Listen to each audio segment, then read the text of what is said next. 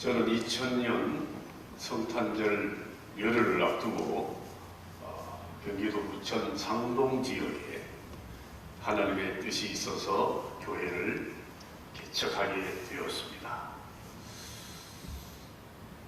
그로 22년이 지난 주일날 22주년 창립 기념 예배와 함께 전현표 목사 위임 예식을 거행했습니다.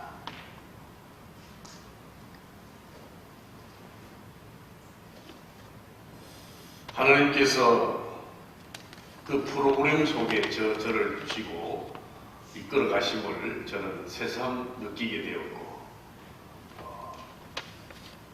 그로 인해서 늘 저는 두렵고 떨리는 마음으로 교회를 섬기고 있습니다. 창립 이후 7주년을 맞이해서 교회를 건축하고 오늘 이 시대 사명을 한 지역에서 22년 동안 있으면서 참 하나님께서 놀라운 역사를 저에게 보여주시고 또 이루어 가심을 제가 여러분에게 다 말씀드릴 수는 없지만 너무나 감동을 주셔서 오늘 말씀을 드렸습니다. 또 다행히 오늘 저희에게 또 말씀을 전하라고 해서 이렇게 다리에 섰습니다. 소망교회 제2교육관에 제가 첫 번째 여호수아에 발을 디뎠을 때가 벌써 한 13, 14년 된 것 같습니다. 그렇죠? 정확한 횟수는 모르겠습니다만 소망교회 제2교육관으로 저는 기억하고 있습니다. 우리 김석은 목사님 전도를 통해서 여호수아의 발을 디디고 오늘날까지 대한민국을 지킬 수 있는 바로 조직체가 여호수아이다 저는 확신하고, 제가 하는 기도 제목 속에 목요일날 여호수아의 기도에 빠지지 않도록 하나님 늘 어떠한 장애물도 다 거두어 주십시오, 이런 기도를 저는 하기 때문에 빠진 적은 없는 것 같습니다. 코로나 제외하고. 오늘 여러분과 함께 말씀을 나누게 되어서 너무나 기쁘고 감사하게 생각합니다. 지난 주일에는 우리가 대강절 세 번째 주일로 보내면서 이제 성탄절을 열흘 앞두고 있습니다. 저는 이런 생각을 해봤습니다. 성탄절이 있지 않았다면, 예수님이 사람의 몸으로 이 땅에 오시지 않았다면 우리는 과연 하나님을 얼마나 알 수 있었을까? 인간은 아마도 항상 하나님에 대한 잘못된 지식과 이해로 잘못된 신앙을 가지게 되었을 것입니다. 물론 예수님께서 오셨음에도 불구하고 우리는 여전히 하나님을 잘 아는 것은 아닙니다. 저는 목회를 하면서도 늘 하나님에 대해서 부족한 것이 내 자신에 있음을 늘 고백하고, 하나님, 당신은 도대체 어떤 분이십니까? 창세기서부터 계시록까지 수십독을 하면서도 늘 퀘스천 마크에 사로잡힐 때가 있습니다. 오늘 본문은 메시아의 오심에 대해서 예언하고 있는 본문 중에 하나입니다. 9절 말씀을 보게 되면 여호와를 아는 지식이 세상에 충만할 것이니라. 이 말씀은 바로 메시아가 오심으로 여호와를 아는 지식이 세상에 충만할 것임을 말씀하고 있습니다. 예수님이 오심으로 사람들은 그분을 보내신 하나님, 아니 친히 하나님이 되시는 예수 그리스도를 충만하게 알게 될 것이라고 말씀합니다. 여러분 한번 불러볼까요? 우리의 사랑의 대상인 예수 그리스도 한번 따라해 봅시다. 예수 그리스도, 예수 그리스도, 예수 그리스도. 제가 여러분에게 말씀드리면 여러분들은 예수 그리스도를 좀 외쳐주십시오. 우리의 삶의 주인은 예수 그리스도, 여호수아의 주인도 예수 그리스도, 우리 가정의 주인도 예수 그리스도, 우리 인생을 이끌어 가시는 분도 예수 그리스도, 오직 그분밖에 없습니다. 오직 예수입니다. 오직 예수. 오직 예수. 호세아 선지자는 호세아 6장에서 이렇게 얘기합니다. 여호와를 알자, 힘써 알자. 우리는 예수 그리스도를 알 때 힘써 알아야 합니다. 그에 나타나시면 새벽빛같이 어김없나니 비와 같이 땅을 적시는 늦은 비와 같이 우리에게 임하시리라 하니라 그랬습니다. 여러분, 하나님을 안다는 것이 무엇입니까? 하나님을 안다는 것은 단순히 어떤 정보를 알고 있는 것이 아닙니다. 성경에서 안다고 하는 것은 정보의 습득이 아니라 그분을 인격적으로 만나야 됩니다. 예수를 안다는 것은 인격적인 예수님과 만남이 있어야 됩니다. 그리고 경험적으로, 그리고 관계 안에서 안다는 뜻입니다. 그것이 예수 그리스도를 아는 지식입니다. 여러분이 너무나 잘 아는 마가복음 10장 45절에서 52절 속에 보면 디메오의 아들 바디메오 얘기가 나옵니다. 그 사람은 시각장애인이면서 거지 신세로 살아가는 아주 비참한 사람이죠. 어느 날 여리고를 지나가는 예수님을 그는 소식을 듣고 그 예수님을 만나기 위해서 길거리에 나가서 소리를 칩니다. 다윗의 자손 예수요. 얼마나 소리를 쳤든지 주변의 사람들이 그 사람에게 우짖으며 얘기합니다. 제발 좀 소리를 지르지 마라. 이제 좀 그만해라. 할 정도로 사람들이 그를 질타했지만 그는 여전히 예수 그리스도를 불렀어요. 그러니까 예수님이 가던 길을 멈추시고 얘들아, 저 바디메오 저 거지를 이리 좀 데리고 와라. 그랬을 때 사람들이 그 거지를 예수님 발 앞에 데리고 왔어요. 그런데 예수님이 이렇게 묻습니다. 내가 너에게 무엇을 해주기를 원하느냐? 바디메오가 주저하지도 않고 선생이여 눈뜨기를 원하나이다. 아멘.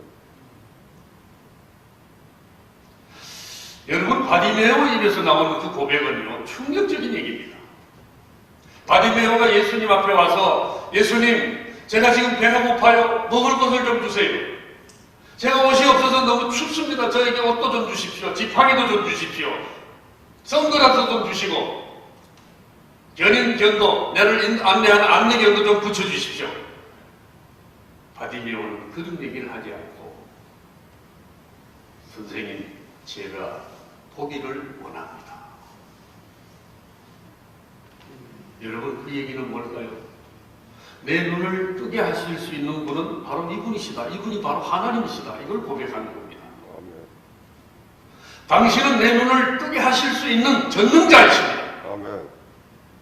그런데 요한복음 11장에 보면 나사로가 죽은 그런 사건이 나오죠. 나사로가 죽은 지 나흘이 되었는데 예수님이 나사로의 집을 방문합니다. 그 나사로의 집에 방문했을 때 마르다가 나사로의 누이 동생 마르다가 예수님 앞에 나와서 뭐라고 합니까? 예수님이 여기 계실 거라면 우리 오라버니가 죽지 않았을 텐데 왜 예수님 이제 오십니까? 약간 원망하는 그런 뉘앙스가 그 말씀 속에서 느껴집니다.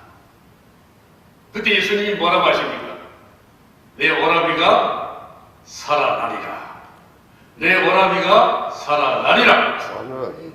근데 이 마르다가 또 뭐라고 하느냐면 이렇게 얘기합니다. 선생님이여, 내 오라비가 살아나는 것은 내가 알지만 주님 마지막 날 구할 때에 다시 살아날 것을 제가 압니다.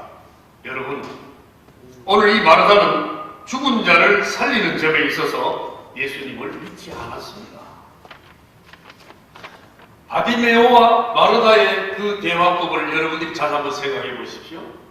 바디메오는 예수님을 향해서 당신은 나를 살릴 수도 있고 죽일 수도 있는, 내 눈을 뜨게 할 수도 있는 전능자 하나님이십니다. 이걸 고백했지만 마르다는 자기 오라버니를 살릴 수 있는 분이 바로 이분이시다. 이걸 그는 믿지 않았던 것입니다. 마르다가 믿지 않았다는 것은 그것을 원하지 않았다는 뜻이 아닙니다. 오빠가 살아나는 것을 가능하다고 생각했다면 당연히 그것을 원했을 것입니다. 그러나 원함에도 불구하고 요청할 수 없음을 보여주는 대목을 우리가 오늘 이 말씀 속에서 찾을 수 있습니다. 그게 뭔가? 믿음의 한계가 원함의 한계를 규정지은 것입니다. 그런 점에서 시각장애인 거지 바디메오의 간구는 위대한 것이다. 저는 성경을 읽으면서 충격을 받지 않을 수가 없었습니다. 선생님이여 보기를 원합니다. 보기를 원합니다. 이 간구는 놀라운 기도입니다. 여러분, 이 간구는 주님 당신은 나를 눈뜨게 하실 수 있습니다 하는 뜻입니다. 아멘. 자기 확신이 아니라 그분에 대한 확신인 줄 믿습니다. 아멘입니까? 어떻게 이런 기도가 가능했을까요? 그것은 그가 예수님을 알았기 때문에, 예수님을 아는 지식이 바디메오의 머릿속에 있었다는 것입니다. 성경에서 안다고 하는 말은 바로 그런 뜻입니다. 이것은 정보 수집 차원에서 알미 아니고 체험적이며 인격적이고 관계적인 예수 그리스도를 아는 지식인 것입니다. 여러분, 메시아는 어떤 분이십니까? 여러분이 알고 있는 예수님은 누구십니까? 2000년 전에 이스라엘 땅에 태어나신 분, 아버지는 요셉, 어머니는 마리아, 정치범으로 체포되어서 십자가에 죽은 사람, 4대 성인 중에 한 사람. 만약에 이렇게 예수님을 알고 있다면 그 사람은 예수님을 모르는 사람. 성경은 예수님을 이렇게 얘기하지 않고 있습니다. 예수님은 태초에 계신 분, 상고에 만물이 창조되기 전에 계신 분이고 빛이 있으라 하신 분이고, 그분은 우리를 위해서 이 땅에 인간의 몸을 입고 오신 분이고 십자가에 죽으신 분이시고 부활하셔서 승천하신 분.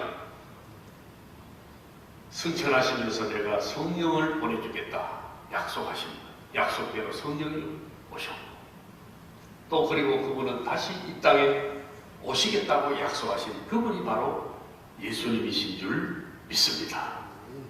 오늘은 우리가 본문의 흐름상 두 번째 모습, 이 심판자로서의 모습만 살펴보겠습니다. 심판은 우리에게 늘 부담스러운 일입니다. 우리는 이 가급적인 인생을 살면서 재판장에 가는 것을 우리는 되도록이면 안 가는 쪽으로 해야 됩니다.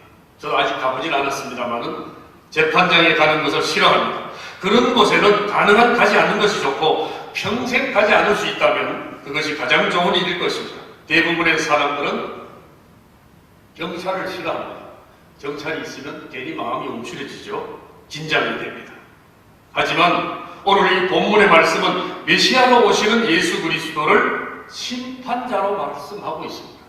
성경은 수없이 예수 그리스도를 심판자라. 2000년 전 베들레헴 마국간에서 아기 예수로 태어나신 분은 구원자로 오셨지만 나팔절에 다시 오실 예수님은 심판자라고 성경은 계속 말씀하고 있습니다. 요한복음 5장 29절에서도 선한 일을 행한 자는 생명의 부활로, 악한 일을 행한 자는 심판의 부활로 나오리라고 했습니다. 마태복음 25장에서도 여러분 열처녀 비유와 양과 염소 비유와 달란트 비유, 이것은 심판을 얘기하고 있는 것입니다. 히브리서 5장 9장 27절에는 한 번 죽는 것은 사람에게 정하신 것이요 그 후에는 심판이 있습니다. 심판. 오늘 메시아에 대해서 3절 이하에서 이렇게 말씀합니다. 그분은 그의 눈에 보이는 대로 심판하지 아니하며 그의 귀에 들리는 대로 판단하지 아니하며 공의로 가난한 자를 심판하며 정직으로 세상에 겸손한 자를 판단할 것이며, 이 메시아가 심판하실 것이라고 말씀합니다. 여러분, 그분의 심판 기준은 그분은 보이는 대로 하지 않고 귀에 들리는 대로 하지 않으십니다. 그분은 공의로 가난한 자를 심판하시고 정직으로 겸손한 자를 판단하십니다. 심판자이신 메시아이십니다. 그래서 오늘 저는 이 말씀을 두 가지 의미로 살펴보려고 합니다. 첫 번째는 이 메시아는 우리를 위해 심판자가 되어주신다는 것입니다. 오래전에 제 지인께서 교통사고를 당했어요. 신호등을 건너오던 어르신이 지나가던 승용차에 부딪혀서 바로 앞에 있던 그 카센터가 있었는데 그 주인이 그 상황을 보고 있었기 때문에 그분이 기꺼이 정인으로 서줄 것을 약속했습니다. 그런데 하루가 지난 후에 말이 바뀌었습니다. 자기는 정확하게 보질 못했다. 왜 그렇게 말이 바뀔 수 있는지 이해가 되지 않았습니다. 그 하루 사이에 무슨 일이 있었는지 알 수가 없었습니다. 사람들이 왜 거짓말을 할까요? 거짓이 통한다고 생각하기 때문입니다. 거짓이 먹힐 것이라고 생각하기 때문입니다. 사람들이 사는 이 세상에 왜 그렇게 불의가 판을 치는가? 불의가 통용되기 때문입니다. 오늘 이 시대는 여러분 어떻습니까? 불의로 남의 것을 빼앗아도 누가 뭐라 하지 못합니다. 세상에는 그런 일들이 허다하게 일어나고 있습니다. 그런 사람들의 입장에서 오늘 본문의 말씀을 한번 보시기 바랍니다. 공의로 가난한 자를 심판하며 정직으로 세상에 겸손한 자를 판단할 것이라고 4절에서 말씀하고 있죠. 여러분 한번 4절을 주목해 보시기 바랍니다. 공의로 가난한 자를 심판하며 정직으로 세상에 겸손한 자를 판단할 것이며, 이 말은 공의로 가난한 자에게 심판자가 되어 주신다는 것입니다. 정직으로 세상에 이 겸손한 자, 약한 자의 판단자가 되어 주신다는 말입니다. 힘이 없어 하룻밤에 뒤집어지는 그런 판결을 보면서 어디서 어떻게 뒤바뀌는지조차 알 수 없는 억울한 상황을 당할 때 아무 말도 할 수 없는 약한 자로 세상에 살아가지만, 우리 주님은 이 땅에 메시아로 오셔서 친히 우리의 뭐로 심판자로 서주신다는 약속입니다. 두 번째는 메시아는 우리를 심판하시는 분이십니다. 예수 그리스도는 우리의 심판자이십니다. 우리가 항상 피해자처럼 말씀을 드렸지만, 그러나 솔직히 말하면 우리가 가해자이기도 합니다. 우리 안에 죄가 있습니다. 우리 안에 더러움이 있습니다. 우리 안에 속임이 있고 거짓이 있습니다. 나쁜 마음, 미워하는 마음이 있습니다. 그래서 마음이 들지 않을 때는 다른 사람들과 교모히 신경전을 벌이기도 합니다. 이거 우리가 로마서를 보게 되면, 로마서에 나오는 많은 죄목들을 보면 거기에서 빠져나갈 사람이 없음을 볼 수 있습니다. 그러므로 우리는 주님의 말씀을 항상 들어야 합니다. 항상 말씀 거울 앞에 우리 자신을 비추어 보아야 합니다. 심판을 받아야 한다는 것이죠. 주님의 말씀은 우리를 심판합니다. 매번 우리의 양심을 통해, 상황을 통해 여러 가지 방법으로 우리 마음에 깨닫게 하십니다. 그것이 아니라고 말씀합니다. 사람들은. 그런데 우리는 귀를 닫습니다. 설교를 하다 보면 확실히 이런 설교는 부담스러워합니다. 제가 아는 서울의 대형교회 어떤 목사님이 누구라고 말씀드리면 여러분이 금방 아십니다. 그분이 저에게, 전 목사, 심판 설교, 지옥 설교, 이런 설교를 하면 헌금이 1억이 준다는 얘기를 들었어요. 1억. 그 다음 주일날 출석률이 팍 떨어집니다. 저는 그 소리를 듣고 충격을 받았습니다. 오늘 한국교회 강단에서 목회자들이 심판 설교를 안 하고 있구나. 지옥에 관한 설교를 하지 않고. 여러분, 심판과 책망의 말씀을 부담스러워하면 안 됩니다. 이 심판의 말씀에 귀를 기울여야 합니다. 아멘. 조금씩 이슬비에 옷이 젖듯이 그렇게 주님의 말씀에 마음이 젖고 또 생각이 젖고 삶의 방향이 젖어야 합니다. 이것은 저주가 아닙니다. 나쁜 것이 아닙니다. 아멘. 가난해도 주님의 말씀을 들어야 합니다. 아멘. 가난할수록, 고난이 올수록 주의 말씀에 더욱 귀를 기울여야 합니다. 아멘. 가난하고 고통받을 때, 억울한 일을 당할 때 우리가 힘써야 할 일이 우리를 주님의 심판대 위에 세우는 것입니다. 우리를 더욱 정결하게 주님 앞에 세우는 것입니다. 그래야 우리가 결국 승리할 수 있습니다. 상대방이 피를 묻혔다고 나도 함께 피를 손에 묻히면 그 죄의 심판에서 벗어날 수가 없습니다. 아멘. 메시아는 반드시 심판으로 오신다고 했습니다. 우리는 그분 앞에 정직할 수 있어야 합니다. 여러분 오늘 6절 이하에 보면 아주 아름다운 모습을 그려주는데 그 심판의 결과가 무엇인지를 보여주고 있습니다. 한번 6절 말씀을 보겠습니다. 그때의 이리가 어린 양과 함께 살며 표범이 어린 염소와 함께 누우며 송아지와 어린 사자가 살찐 짐승이 함께 있어 어린 아이에게 끌리며 암소와 곰이 함께 먹으며 그것들의 새끼가 함께 엎드리며 사자가 소처럼 풀을 먹을 것이며 젖 먹는 아이가 독사의 구멍에서 장난하며 젖된 어린아이가 독사의 굴에 손을 넣을 것이라. 여러분 이것을 읽으면서 무엇을 느낍니까? 너무나 아름다운 모습을 우리가 그려볼 수 있습니다. 정말 공격적인 적대자들과 힘없는 동물들이 조화를 이루며 사는 것입니다. 저는 이 말씀을 보면서 우리는 우리의 본성의 변화를 기대합니다. 이것이 얼마나 아름다운 삶입니다. 예수 그리스도께서 이 땅에 오셔서 그렇게 사셨습니다. 여러분 예수님은 순한 양처럼 사셨습니다. 당신 자신을 다 주셨습니다. 어린아이로 오셨습니다.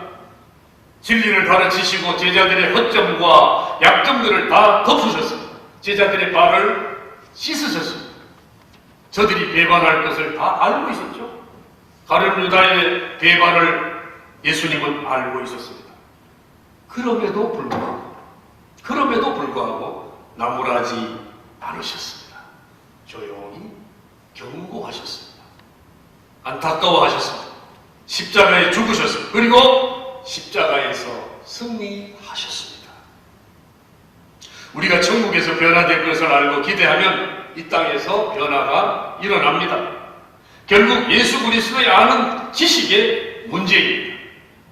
우리가 그 나라에 가서 누릴 영광이 어떤 것인지, 우리가 그 나라에서 살아갈 모습이 어떤 것인지 여러분 느껴지십니까? 이 모습 이대로 천국에 가면 살 수 있겠습니까? 그곳에 가도 여전히 보기 싫은 사람이 있고 계속적인 갈등과 다툼이 일어난다면 그곳에서 영원히 살 수 있겠습니까? 여기서야 그냥 안 보면 되겠지만 그곳에서는 그게 안 될 것이 아닙니까? 어디에 있어도 마음만 먹이면 볼 수 있고 찾을 수 있고 대면해야 합니다. 다시 한번 처음으로 돌아갑니다. 이것을 가능하게 하는 힘이 어디서 오는지 여러분 아셔야 합니다. 그것은 바로 예수 그리스도를 아는 지식에서 오는 것입니다. 여호와를 알게 되면, 예수 그리스도를 바로 알게 되면 그러한 기대가 생깁니다. 제가 서두에 말씀드린 것처럼 시각장애인 디메오의 아들 바디메오, 그 사람은 예수님을 만나자마자 지팡이, 자기가 필요한 먹을 것, 안내견, 선글라스 이런 걸 구하지 않았습니다. 눈뜨기를 그는 강구했습니다. 눈뜨기를 강구했다는 것은 그는 주님을 아는 지식이 그에게 있었다는 것입니다. 그가 아무에게나 그런 소원을 드렸겠습니까? 아니었습니다. 그가 정상적인 사고를 하는 사람이라면 눈을 뜨게 해달라는 그런 요청을 아무에게나 요구할 수 있는 것이 아니라는 것을 그는 알고 있습니다. 아멘. 그는 예수님을 알았습니다. 아멘. 우리는 예수님을 바로 알아야 합니다. 그리고 바로 믿어야 하고 바로 살아야 합니다. 아멘. 제가 한국교회 목회자들과 많은 대화를 하면서 이번에 코로나 팬데믹으로 거의 3분의 1의 출석자들이 떨어졌다는 얘기를 듣고 누구의 책임인가? 목회자들의 책임이다. 예수를 바로 알게 하지 못한 것이 있습니다. 예수 그리스도를 아는 지식을 제대로 가르치지 않았고 그들을 양육하지 않았기 때문에 일어나는 사건. 예수 그리스도를 바로 아는 지식이 있는 사람은 코로나 아무 이상이 없습니다. 아멘. 무슨 코로나가 문제가 되겠습니까? 아멘. 예수 그리스도를 바로 아는 지식이 내 속에 분명하다면 여호수아에 빠질 이유가 없어요. 빠질 이유가. 여러분, 하나님을 위하여, 나라를 위하여 기도하는 단체가 많지 않습니다. 저는 여호수아에 올 때마다 감동을 받습니다. 어르신들의 모습이나 또 준비하는 우리 회장님, 섬기는 모든 분들을 보면 너무 감동이에요. 아, 저분들이 바로 예수 그리스도를 바로 아는 지식을 가지고 있는 분이구나. 우리가 하나님을 알 때 우리도 역시 그렇게 강구할 수 있습니다. 아멘. 그런 소원을 가질 수가 있습니다. 소원이 없는 것은 그분을 알지 못하기 때문입니다. 아멘. 성탄절은 예수 그리스도께서 우리에게 찾아오신 것을 축하하는 절기입니다. 그러나 성탄절의 더 깊은 의미는 그분이 우리에게 당신의 존재를 드러내신 사건을 기뻐하는 날입니다. 그래서 우리로 하여금 그분을 알게 하신 것입니다. 그분을 알 때 그분의 사랑을 알고 그분의 지혜를 알고 그분의 심판주 되심을 알 때 우리는 그분 안에서 더욱 풍성한 삶을 누리게 될 것입니다. 아멘. 시각장애인이 눈을 뜨는 것처럼 죽은 자가 살아나는 것처럼 그분 안에서 더 풍성하고 늘 주님이 주시는 기쁨을 가지고 살아가게 될 줄로 믿습니다. 아멘. 오늘 새벽을 깨우며 나오신 여러분들 모두가 이러한 기쁨을 누리는 복된 삶이 되시기를 예수님의 이름으로 축복합니다. 아멘.